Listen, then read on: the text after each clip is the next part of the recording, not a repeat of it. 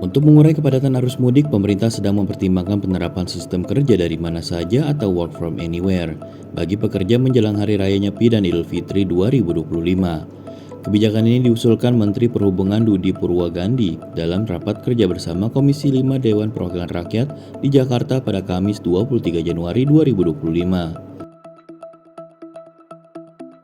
Budi menuturkan tahun ini hanya ada waktu singkat untuk mengurai arus mudik, sebab libur cuti bersama Nyepi jatuh pada 28-29 Maret dan hari Lebaran diproyeksikan jatuh pada 31 Maret.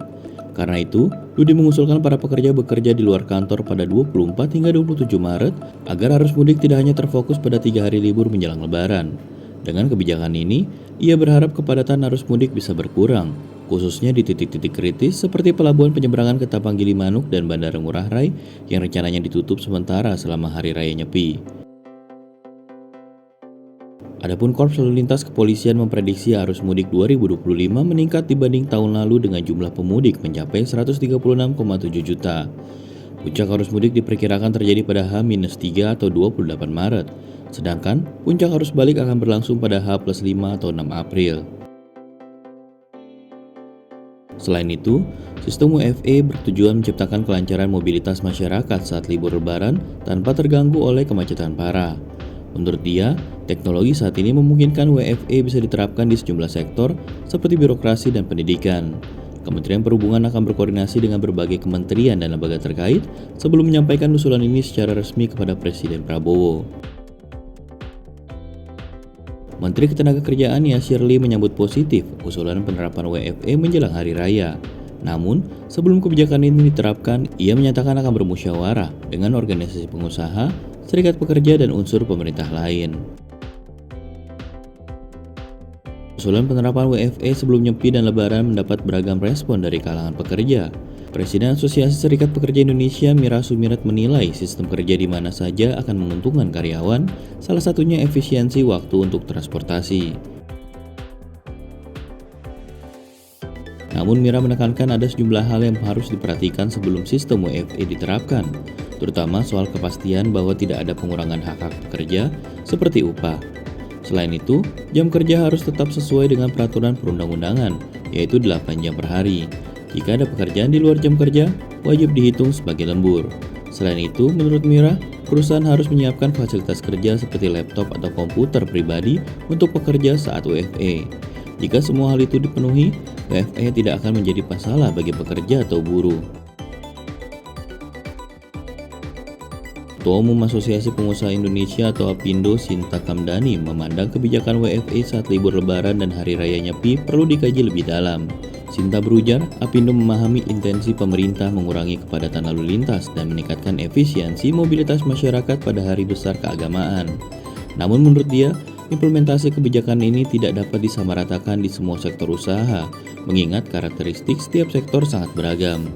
Ia menjelaskan ada sektor yang lebih fleksibel untuk menerapkan WFE seperti teknologi informasi dan profesi kreatif.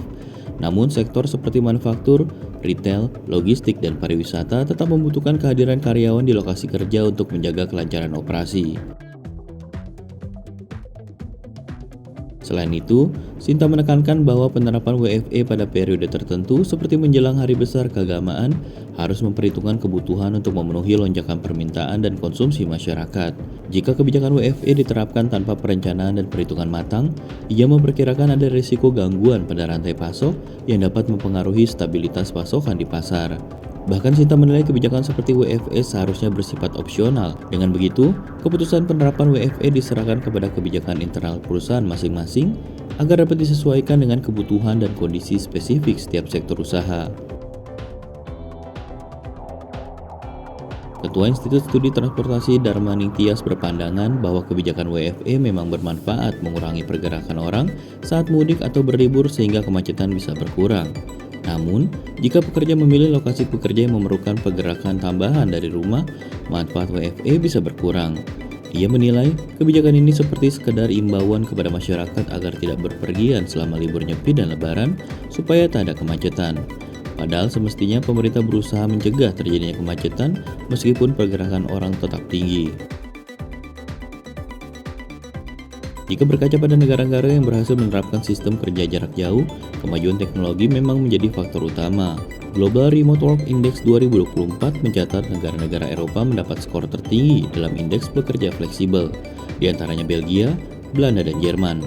Ada 4 kriteria menjadi ukuran dalam indeks tersebut, yaitu keamanan cyber, ekonomi, infrastruktur, dan keamanan sosial.